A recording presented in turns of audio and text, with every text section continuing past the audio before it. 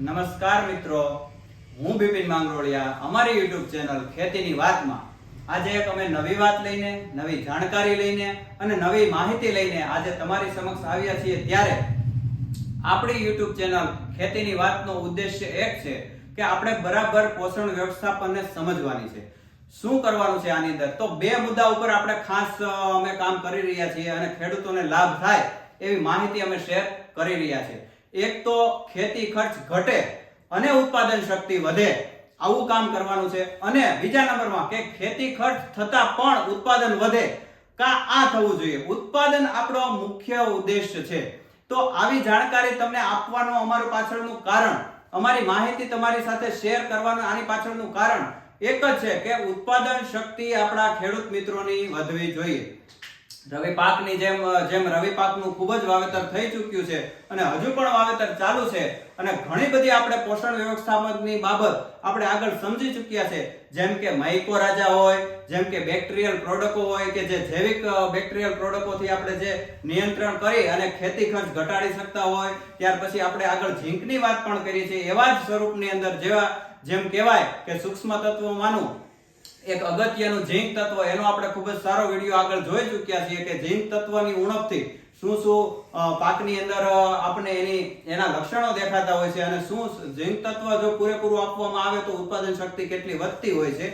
તો એવા જ એક તત્વની આજે વાત કરવી છે. એટલે આગળ આપણે વાત કરી કે ભાઈ જે સૂક્ષ્મ તત્વોનું મહત્વનું તત્વ હોય તો એ છે ઝીંક, અને ત્યાર પછી જો કોઈ તત્વ આવે છે તો એ છે કોપર. તો કોપરની આજે આપણે વાત લઈને અમે તમારી સમક્ષ હાજર થયા છીએ. ત્યારે કેટલા પ્રકારના માર્કેટની અંદર કોપર આવે છે, કેવા લક્ષણો, જો પાકની અંદર કોપરની ઉણપ હોય તો કેવા લક્ષણો દેખાતા હોય છે, કયા સ્ટેજે વાપરવું જોઈએ, કયા પાકની અંદર વાપરવું જોઈએ, કોની સાથે મિક્સ કરી શકાય છે, કોની સાથે મિક્સ નથી કરી શકાતું, પંપમાં કેટલી માત્રા આપવી જોઈએ, એકરમાં પિયતમાં આપવું હોય તો કેટલી આપવી જોઈએ, અને ખાતર ભેગું ભેળવીને આપવું હોય તો કેટલી માત્રામાં આપવું જોઈએ. એની આજે આપણે કોપર તત્વની વાત કરવી છે. તો એક કોપર તત્વ એક એવું તત્વ છે જે સારામાં સારું પોષણ વ્યવસ્થાપનનું સૂક્ષ્મ તત્વ છે. એટલે કે એક પાકને આપણે ખોરાક તરીકે કોપરની ખૂબ જ મહત્વની જરૂર પડતી હોય છે. ત્યાર પછી બીજા નંબરમાં જો આપણે વાત કરીએ એની, તો એક સારામાં સારું ફૂગનાશક છે, જેવા કે જીરું, ચણા. આના આપણી જમીનની અંદર સુકારાના જે પ્રશ્નો મોટા ભાગે આવે છે એમાં આ બહુ જ અતિ મહત્વનું કામ ધરાવે છે. અને ત્રીજી બાબત એની જો સારી આપણે કહી શકીએ તો એક બેક્ટેરિયલ નાશક પણ છે કે જે બેક્ટેરિયાથી થતા આપણા પાકની અંદર આવતા રોગોને પણ સામે સારામાં સારું રક્ષણ પૂરું પાડે છે. તો આ ત્રણ સ્વરૂપે કોપર છે આપણે પાકની અંદર ઉપયોગિતામાં લેવાય છે. હવે કેવા પ્રકારના કોપર આવે છે જો એની વાત કરીએ તો આ છે બ્લુ કોપર. ખૂબ જ જાણીતી બ્રાન્ડ છે, ક્રિસ્ટલ કંપનીનું આવે છે. આ છે કોપર ઓક્સીક્લોરાઇડ, જે મુખ્યત્વે બજારની અંદર ત્રણ પ્રકારના જે કોપર આવે છે એમાંનું એક છે કોપર ઓક્સીક્લોરાઇડ, અને એક આવે છે કોપર હાઇડ્રોક્લોરાઇડ, અને એક ત્રીજું જે પ્રવાહી સ્વરૂપે અદામા કંપનીનું આવે છે એ છે કોપર સલ્ફેટ પેન્ટાહાઇડ્રેટ, જે લિક્વિડ ફોર્મની અંદર આવે છે. હવે આપણે વાત કરીએ આગળ કે આને જો પાકની અંદર કોપરની ઉણપ હોય તો કેવા લક્ષણો આપણે દેખાય છે. આપણને ખબર નથી હોતી કે પાકને કયા તત્વની જરૂર છે, અને જ્યારે આપણે કાંઈ પણ પાકની અંદર નુકસાન રૂપે લક્ષણો દેખાય છે તો જો જરૂર હોય ફોસ્ફરસની અને આપણે નાઇટ્રોજન આપી દેતા હોઈએ છીએ, અને જરૂર હોય પોટાશની અને આપણે ઝીંક આપી દેતા હોઈએ છીએ, જરૂર હોય કોપરની અને આપણે સલ્ફર આપી દેતા હોઈએ છીએ. જ્યારે જેની જરૂર હોય ઈ જ તત્વ જો આપણા પાકને આપવામાં આવે તો જ આપણો ખેતી ખર્ચ ઘટશે અને ઉત્પાદન શક્તિ વધશે. જો ખર્ચ વધ્યા છે અને ઉત્પાદન ઘટ્યા છે એના પાછળનું મોટામાં મોટું જો કોઈ કારણ હોય તો આપણી માહિતીની અભાવતા છે. આપણી પાસે પૂરતી માહિતી નહીં હોવાના કારણો છે. જ્યારે આપણી પાસે પૂરતી માહિતી નથી હોતી ત્યારે ખેતી ખર્ચ વધે છે અને ઉત્પાદન શક્તિ પણ ઘટે છે. તો આપણું મેઇન લક્ષ્ય છે ખેતી ખર્ચ ઘટાડવો અને ઉત્પાદન શક્તિ વધારવી. તો જે પોષણ તત્વો જે આપણા પાકની અંદર જરૂર છે, જે 16 પ્રકારે આપણે આગળ વાત કરી ચૂક્યા છીએ, એવા 16 પ્રકારના તત્વોની આપણને જો ખબર હોય કે આ પાકની અંદર આવા પ્રકારના લક્ષણો દેખાય તો આ નીચ ઉણપ છે, તો આપણે ખેતી ખર્ચ ઘટાડી શકીએ અને ઉત્પાદન શક્તિ વધારી શકીએ. આપણે વાત આજે કરવાની છે કોપરની. તો કોપર મુખ્યત્વે આપણે જાણ્યું એમ 3 પ્રકારના માર્કેટની અંદર આવે છે.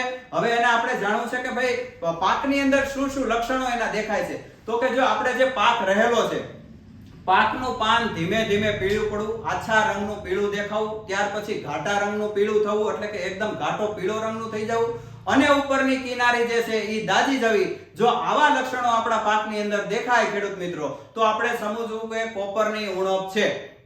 હવે તમે આને સ્પ્રે સ્વરૂપે પણ આપી શકો છો, તમે પીએચ સ્વરૂપે પણ આપી શકો છો, અથવા તો આપણે જે ખાતર નાખતા હોય છે એ ખાતરને પટ મારીને પણ તમે આપી શકો છો.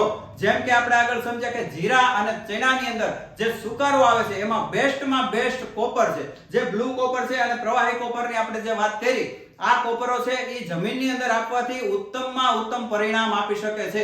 ઓછા ખર્ચે વધારે નફો કરાવતું જો કોઈ તત્વ હોય તો એ છે કોપર.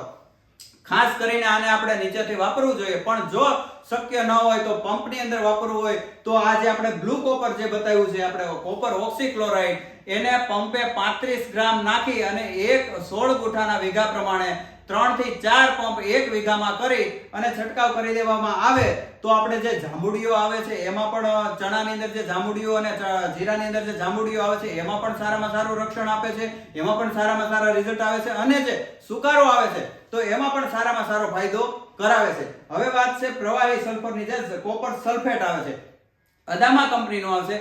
એક પંપમાં પ્રતિ પંપે 16 લીટરના પંપમાં 25 ml નાખી અને આનો છંટકાવ કરવામાં આવે તો આ પણ એવું જ કામ આપે છે. એટલું જ મહત્વનું આ કોપર છે. જેટલું પ્રવાહી છે એટલું જ પાવડર ફોર્મમાં છે. ગમે તે ફોર્મમાં મળે, તમે જરૂરથી જે મેં કીધા એવા લક્ષણો આપણા પાકની અંદર દેખાય, અથવા તો સુકારાનો પ્રશ્ન હોય જીરા કે ચણામાં કે દાણામાં, ત્યારે જો કોપરને આ મેં જે રીત સમજાવી એ રીતે આપી દેવામાં આવે તો ઘણા જ સારા આપણને પરિણામો મળી શકે છે.